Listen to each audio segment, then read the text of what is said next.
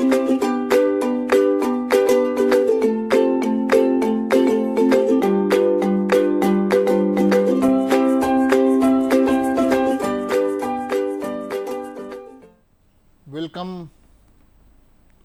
to my next class in the area of pharmaceutical microbiology. I am Dr. Abhijit Majumdar, Professor and Director of Noida Institute of Engineering and Technology, Pharmacy Institute, Greater Noida. Now, in the previous classes, I have discussed with you about what microbiology basically deals with. Why are we studying this particular subject at all? What are the various applications of microbiology in our daily life?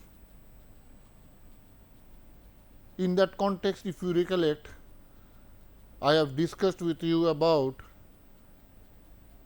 the application of microbiology in the field of medicine to diagnose a particular disease, to treat a particular disease. Then we have discussed about the application of microbiology in the food sector. Particularly, we discussed about how bread, cheese, yogurts which you are consuming daily, they are produced by microorganisms. We have discussed about the application of microorganisms in the field of agriculture. In that context, I have discussed with you how to remove the microorganisms from air, water to make an environment which is absolutely bacteria free. We have discussed about the application of microbiological tools as far as pharmaceutical industries are concerned, where we had two main domains. One is the production domain, where microorganisms are beneficial to produce a wide range of compounds, starting from antibiotics, starting from vitamins, hormones and so on. Then we have discussed about the quality control section, where we are doing certain tests to determine the efficacy of the antibiotics. We are doing tests to determine the efficacy of a preservative, the efficacy of a disinfectant, all are coming under the quality control domain. As I have told you that as far as the pharmaceutical units are concerned, whenever you are producing any product, you have to be very cautious that the product is preferably free from microbes, and special precautions need to be taken, particularly for those products which are of parenteral nature.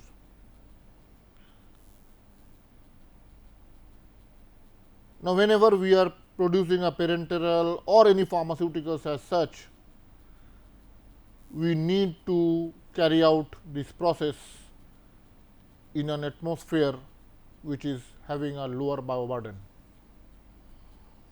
Next, if we talk of the hospitals, particularly the operation theatres, the intensive care units or the ICU, there you have to maintain a proper control of the microbes. Otherwise, the purpose for which the patients are admitted in the hospitals, that will be lost.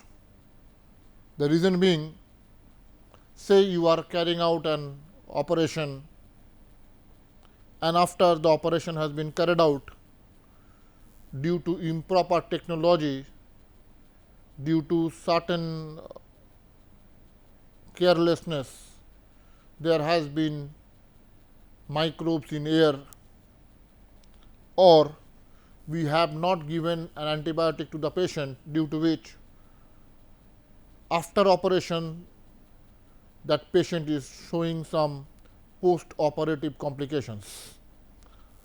Now, these post-operative complications I am basically referring to those complications which are obtained or which are developing due to the microbes. That is, the patients are complaining of infections. Just to overcome it, we need to be very cautious as far as the process of sterilization is concerned. Now, today we are discussing about what are the various chemical methods of sterilizations.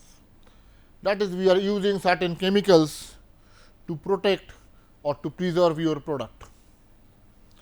I have taught you earlier the basic difference between the two terms disinfection and antiseptics. Disinfectants rather are commonly used on inanimate or non-living objects. On the other hand, antiseptics are commonly used on the living objects or the living cells. That is, whenever you are applying on your body, you are calling it as antiseptics. Whenever you are applying on the floor, you are calling it as disinfectants.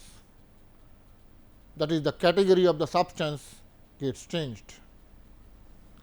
Phenol is an example of a disinfectant, whereas alcohol is an example of an antiseptic. Now, let us first study what are the factors which influences the action or the selection of the disinfectant and antiseptics. The first property is the antimicrobial property. What do I mean by antimicrobial property? The product which you are selecting, the chemicals which you are selecting, they must be having a very broad spectrum of action. Broad spectrum of action means they should be active against both gram positive as well as gram negative microorganism. And if it acts, your purpose of applying it will be successful, because you do not know that whether it is contaminated with a gram positive bacteria or it is contaminated with a gram negative bacteria, that is not known to you.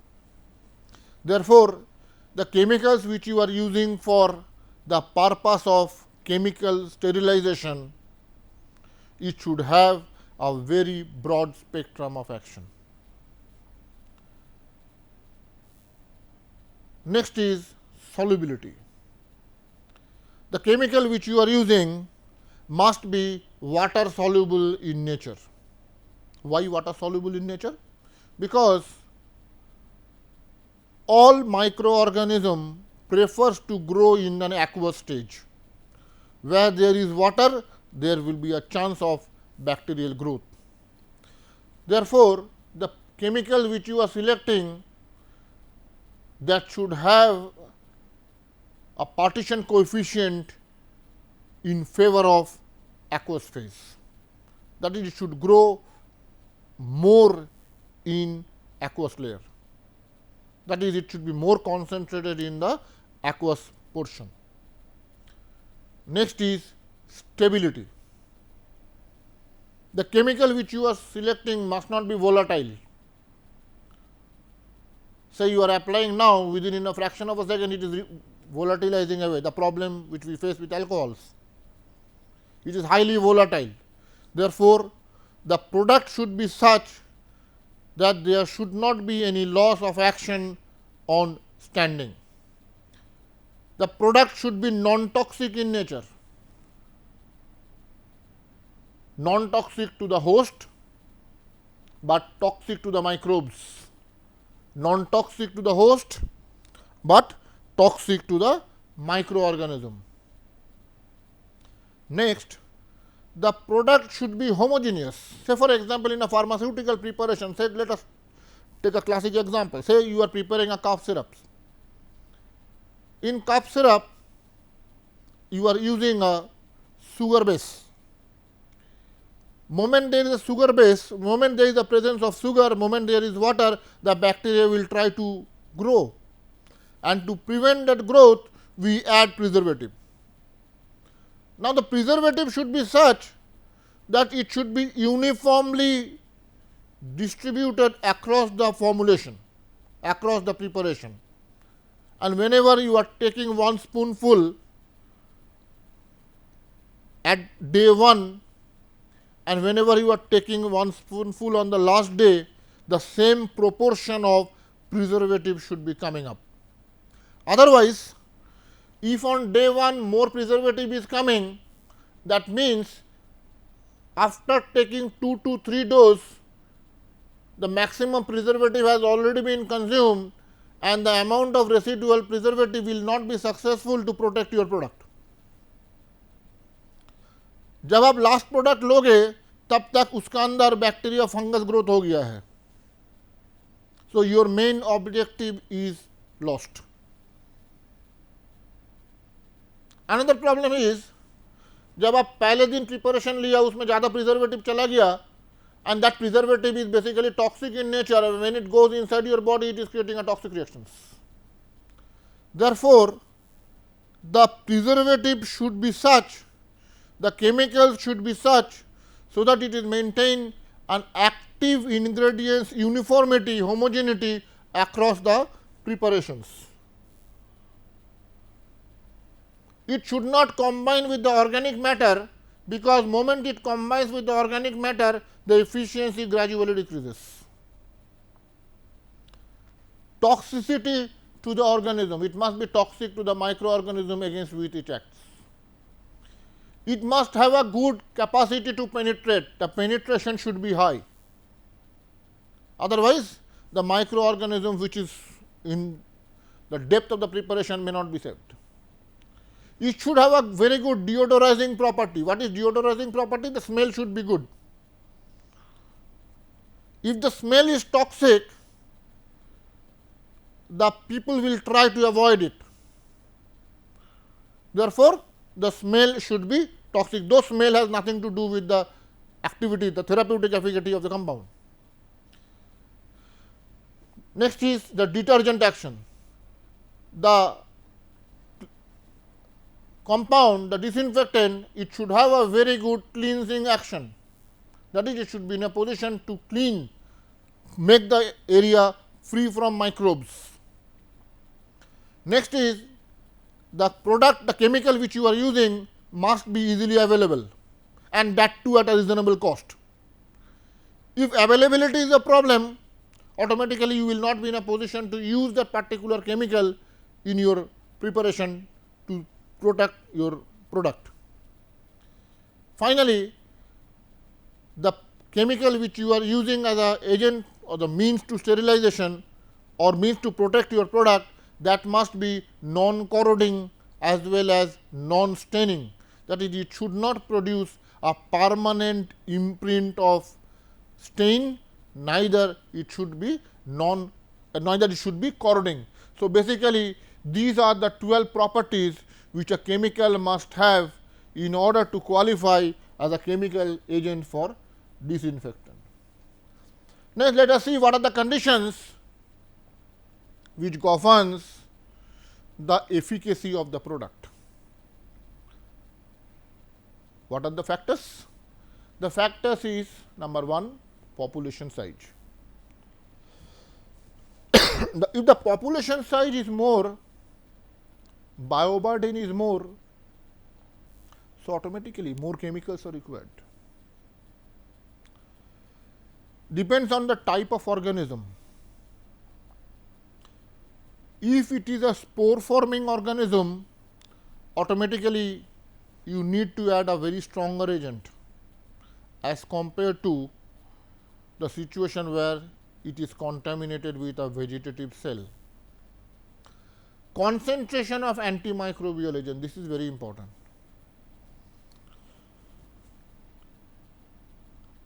This we are calling as minimum inhibitory concentration. Now, you have to keep the concentration at par with the minimum inhibitory concentration of against the microbes.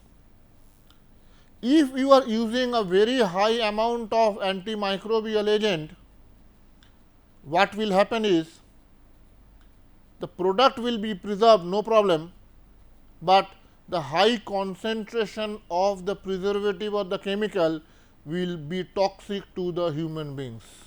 And whenever I was discussing with you about the factors, I have told you that the product should be such that it should be non-toxic to the host, toxic to the microbes. Both these are to be taken care of at the same time. Therefore, the concentration of the antimicrobial agent is very vital. You need to keep the concentration at a range which we are calling just above the minimum inhibitory concentration. Minimum inhibitory concentration, let me explain a bit. Minimum inhibitory concentration is that minimum concentration which will be sufficient to inhibit the growth of the microorganism. Minimum inhibitory concentration is, or MIC, is the minimum concentration which is successful in arresting or preventing the growth of the microorganism. Lastly is the duration of exposure. Now, these are the 4 factors: population size, types of organisms, concentration of antimicrobial agent and duration of exposure. These are the 4 factors which governs the effectiveness of an antimicrobial agent. The other factors includes temperature, pH, organic matter and biofilm production. Now, let us classify the disinfectants and antiseptics, phenols and their derivatives, halogens, alcohols, heavy metals and surfactants. These are the various categories of disinfectants and antiseptics. First is phenols. 5% phenol is commonly applied and is very successful in destroying the microorganism. Question is, how does it act? It damages the lipid membrane and disruption of cell, followed by the precipitation of protein. It creates the damage of the cell membrane and ultimately there is a precipitation of protein and the microorganisms are killed. They are active in presence of organic matter. Next, they are stable. All alcohols, ethanol, methanol, propanol, they are very volatile, but phenol is stable in nature. As because it is not volatile, it persists for a long period after application, but the only disadvantage is action reduces if the pH is alkaline or there is a presence of any metal. Activity reduces if there is a pH which is alkaline in nature and there is a presence of organic metals. Next is bisphenol and biguanides. Hexachlorophene and triclosan, they are commonly applied in various soaps as well as toothpaste as an antibacterial agent. Why are they applied? Because whenever we are brushing our teeth in the morning or at night, or whenever we are having a bath with soaps, what happens is our body or our oral cavity, they are filled up with microbes which needs to be cleared out. And this toothpaste, the soaps, they contain antimicrobial, antibacterial agent, antimicrobial agent, and they are having a very broad spectrum of action. That is the reason why we use it commonly in soaps as well as toothpaste. Next is the biguanides. Chlorhexidine is a very common example, commonly applied on skin and mucous membrane due to its very low toxicity.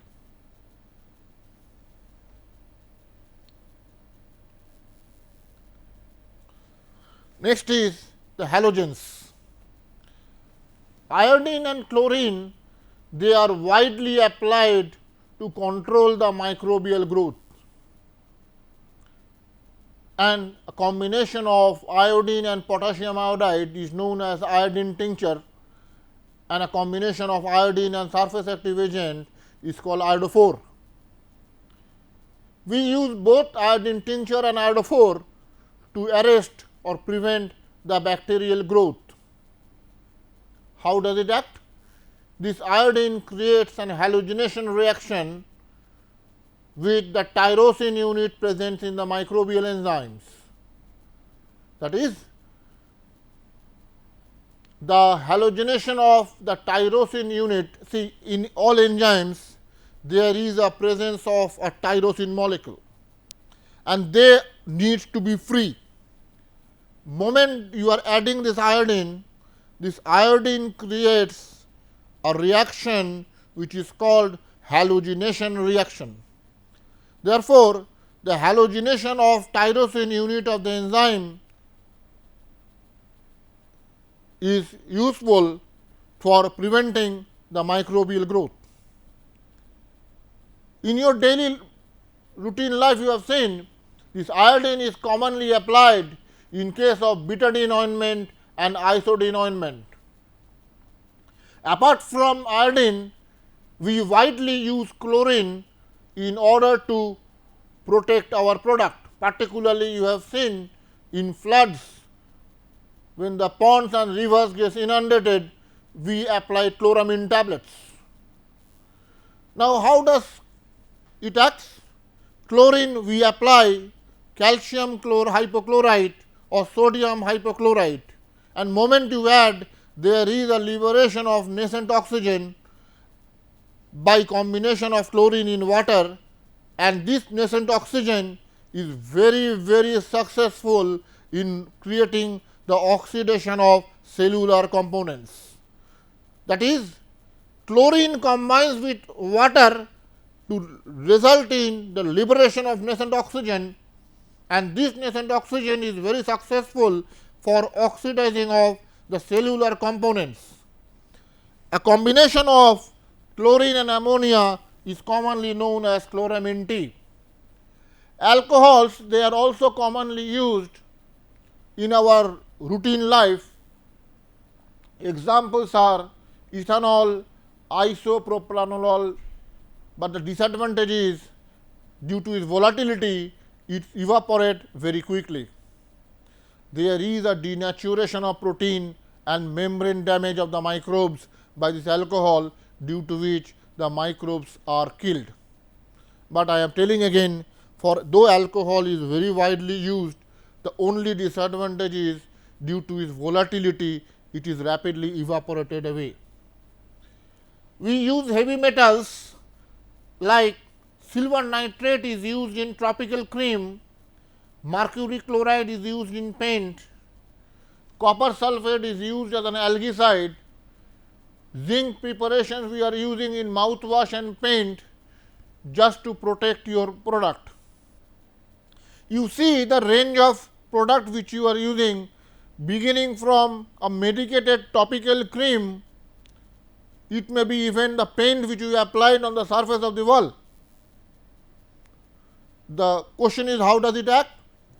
It denatures the protein, and in certain situations it combines with the sulfhydryl group, it creates an inactivation, it combines with the sulfhydryl group of the enzyme, and moment it combines, it creates inactivation of the enzymes.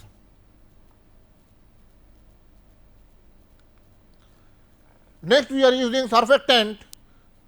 Particularly in soaps and detergents, we use quaternary ammonium compounds, which is mainly used to reduce the surface tension.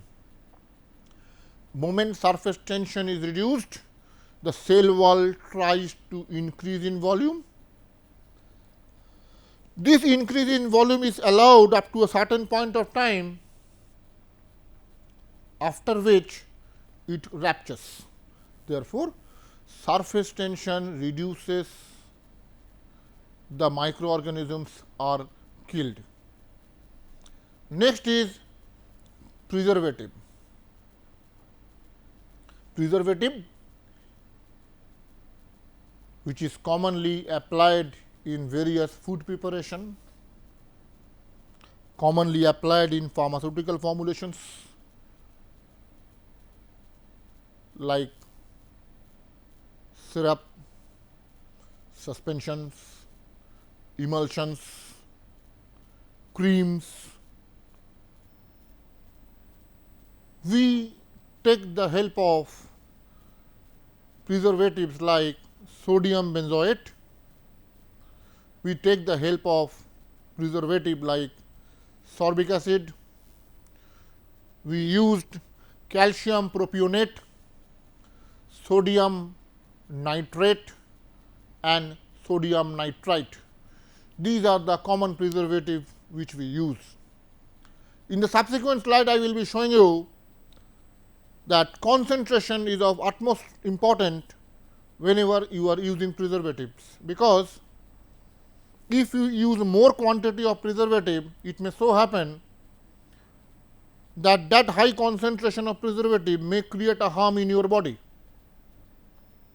That is the reason why the preservative concentration is of utmost importance.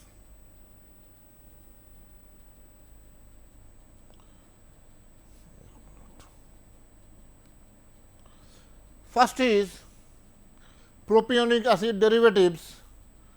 It is used in the concentration of 0.32% only, used as an antifungal in bread and cake. Sorbic acid and the sorbitrates, they are used at the concentration of 0.05 to 0.2%. Mainly it is used as an antifungal agent in cheese. Benzoic acid and benzoates, they are used at a concentration of 0.03% to a maximum of 1%. Mainly it is used in soft drinks as an antifungal agent. We used sodium diacetate at a maximum level of 0.32%, mainly as an antifungal agent to protect your bread which you take against various types of fungal attack. Sodium nitrite is used in 200 parts per million or ppm in curds and meats as an antimicrobial agent. Sodium chloride sometimes is used to make the solution hypertonic to prevent the microbial spoilage in meats and fruits. Sodium and potassium sulphite is used at 0.05 to 0.2% in fruit puree. Formaldehyde is commonly used for the purpose of disinfecting instruments in the form of formalin. 37% formalin is used, and it creates the cross linking of the protein molecules, and it combines with the organic nitrogen in protein and nucleic acid. We use ethylene oxide mainly for killing all spores and microbial organisms. Its penetration power is very high. Various microbicidal agents are harmless, though we are applying on the skin, we should not take it orally. This slide shows that soap and water is the least effective, and 1% iodine in sodium, 70% ethanol, which is we are calling as a tincture of iodine. You see that it is killing all the microbes within a period of 90 seconds. Next, we are coming to what we are calling as biological indicator. Now, you use chemical indicator, commonly use phenolphthalein, just to determine the neutral point where phenolphthalein undergoes a change in color. Exactly in the same way, to determine whether a pharmaceutical sterilization is absolutely proper or not, we select microorganism. And here the criteria is the organism which you have selected, that must be very resistant. Say for example, in case of moist heat, we have selected spores of Bacillus styrothermophilus. It is having the maximum resistance against moist heat. It means that if these Bacillus styrothermophilus are killed, it means all the remaining microorganisms are bound to be killed. We use spores of Bacillus subtilis as a biological indicator for dry heat. Similarly, we use Bacillus pumilus as a biological indicator for sterilization by radiation, and we use Bacillus subtilis variety Niger for the purpose of biological indicator with the help of ethylene oxide. Therefore, biological indicator basically are those resistant organisms which governs, which guides you, which tells you that okay, this particular method has been successful in sterilizing your product. With this, we are coming to the end of the chapter on chemical sterilization. So, today we have covered both physical as well as chemical sterilization. Okay, thank you very much.